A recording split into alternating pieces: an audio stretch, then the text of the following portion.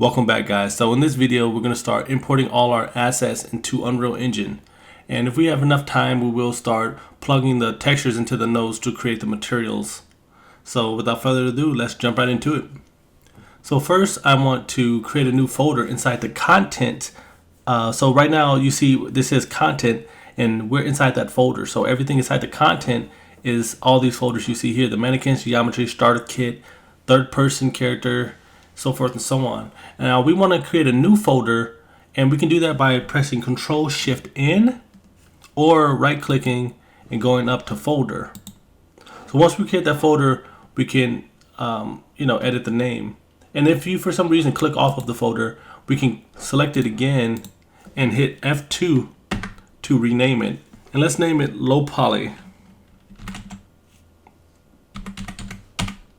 Hit enter once complete. Now we want to dive into this folder by double clicking it. Now you can see inside the content folder, we're inside the low poly folder now. So what we want to do is open up on our computer, open up the files that have our low poly in it. Now we can just drag and drop this into here, that'll be fine. But more importantly, I want to do it this way. And that's drag and drop the folders to the perspective folder area inside Unreal Engine 4.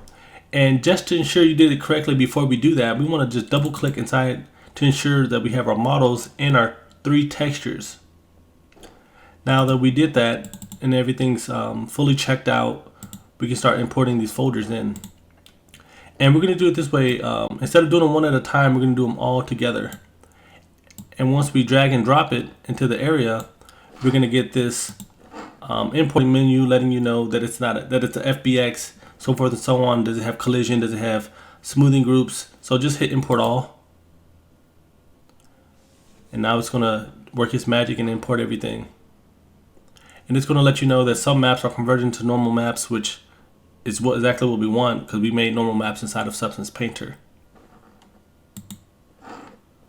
Alright guys, so this is now complete. Now we can dial back and go into the perspective folders. So if you dial back, you can just click on content, and then we should see our folder that says low poly. We'll dive into there, and we have all our low poly props and assets and textures. So they're all broken into folders. So if we want to apply these materials, we have to go inside each folder individually and plug in the nodes and convert them over properly. So if we want to bring in the divider, we're going to double click to go into the divider, and we need to save these textures. So right now we have a little icon on the bottom that has a picture of a star, and that indicates that this is not saved, right? So if we were to close out now, this data wouldn't be saved. So that's why we press save all, but we don't want to save it just yet. We want to convert these over. So here you see this is the base color, right? So if we double click the base color, you're going to get a pop-up that shows the the UVs and the textures on it, and we want to ensure that this says default, right? So let's hit save. Now you see if we exit this, that star is now gone, right? Because we saved it. So this should say normal map. So we double click that where it says compression settings. This says normal map, exactly what we want. So let's hit save. Close it out, and the star is gone. Now this is our it's an MRAO. It's the material roughness ambient occlusion map. So this is everything compiled into one. So this has 3 separate nodes that needs to be plugged in individually into the material. So without further ado, just double click this to open it up, and where it says default, like the base material, we want to change this, and ensure you do this every time. Change it to mask no sRGB. Now we can press save. So for all the MRAO maps, we need to ensure that that's mask no sRGB. So once we've done that, only star we have here is from the OBJ, and that's the file. So before we do that, we need to add a material. So these are textures, and textures aren't anything yet. Well, we need to make a material.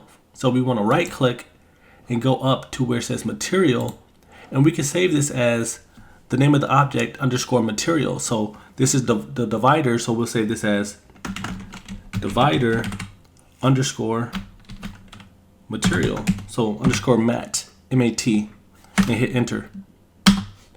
Now we have this material. Now what is this material? This looks kind of similar to this default material, which is all white.